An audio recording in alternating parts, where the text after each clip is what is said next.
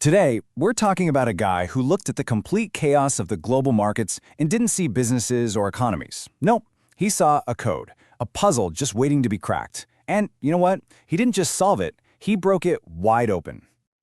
Okay, so let's just start with a number that looks like a typo. $42 billion. That's the almost unbelievable amount of money his super secretive fund, Renaissance Technologies, could have generated from just a tiny initial investment. Let me put that into perspective for you. This slide really just blows my mind. So imagine you had invested $1,000 with the legendary Warren Buffett back in 1988. By 2018, you'd have an incredible return, no doubt. But with Jim Simon's Medallion Fund, that exact same $1,000 over the exact same 30 years would have turned into $42 billion. It's a number that basically breaks finance. So this gets us to the big question, right? Jim Simons, he didn't care about earnings calls or product launches. He was a chain-smoking math professor. How in the world did he build the single greatest money-making machine in modern history? Well, to get the answer, we have to go way back. Because Simon's story, it doesn't start on Wall Street, not even close. It starts in a top-secret building during the peak of the Cold War. Yep, you heard that right. Before he was hunting for profits, Jim Simons was hunting for enemy secrets. He was this brilliant mathematician at the IDA, which is basically a think tank for the NSA. His whole job was to pull apart encrypted Soviet messages. And that experience, it became the blueprint for everything that came next. See, at the IDA, he learned this one crucial lesson that would basically define his entire life. The lesson was this: you don't always need to know why something is happening to predict what will happen next. You just need to find the signal, that tiny, meaningful pattern that's buried deep inside an overwhelming amount of noise. But Simons had one little problem. He had a big mouth. He publicly came out against the Vietnam War, and in 1968, he got fired. Immediately. So there he is, 40 years old, unemployed. He looks at the crazy, chaotic world of the stock market, and he sees his next great challenge. He sees a new kind of code. Now, you'd think a genius code breaker would just waltz in and crush it, right? Well, you'd be wrong. His first go at trading was a total disaster. But that failure led him straight to his biggest breakthrough. So at first he tried trading just like everybody else did, using his brain power and his gut feelings to place bets. And what happened? He lost money. He figured out really fast that the biggest weakness in any trading system was the human brain, even a genius one like his. You know, he was trading on emotion, on gut instinct. He'd see a price move and just panic.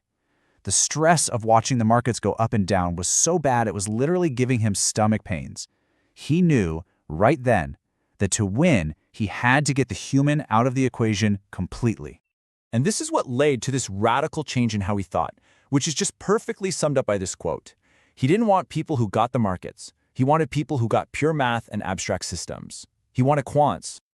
So just think about this. While every other firm on Wall Street was hiring people with MBAs, Simons built a team of astronomers who studied star patterns, physicists who modeled chaos, and cryptographers who knew exactly how to find a signal in the noise. He wasn't building a hedge fund. He was building a math department. Okay, so let's get into it. How did this team of scientists actually build their money-printing machine? This is where the story gets a little weird, a little spooky even. They weren't looking for obvious stuff, like a company having a good sales quarter. No, they were hunting for what they called ghosts, these tiny, fleeting statistical patterns that are totally invisible to a human. Like, for example, maybe the price of wheat in Kansas City had a tiny but consistent link to the weather in Paris 2 days earlier. It makes no economic sense, right? But it didn't matter. If the data showed the pattern was real and could predict something, the model would trade on it. This table just perfectly lays out the difference between the two titans of investing. Over here, you've got Warren Buffett, the value guy. His source, annual reports. His method, to actually understand the business. And his goal is long-term value. Then you've got Simons, the quant. His source, terabytes and terabytes of data. His method, to exploit these weird, fleeting market behaviors. And his goal is just to rack up millions of tiny short-term wins. And the results were just insane.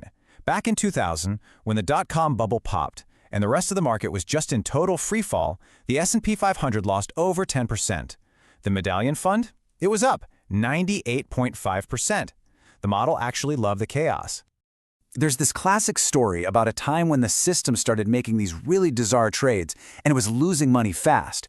His engineers were freaking out, begging him to shut it down. Simons, he just looked at the code, took a puff from his cigarette, and said no, let it run. He trusted the math more than his own gut feelings, and sure enough, the market shifted, and the model was right all along. So, what's the ultimate legacy of this Quant King? It's this really fascinating combination of extreme secrecy and a deep, deep love for pure science. The model got so good that Simons eventually just kicked out all his outside investors. The Medallion Fund became employees only.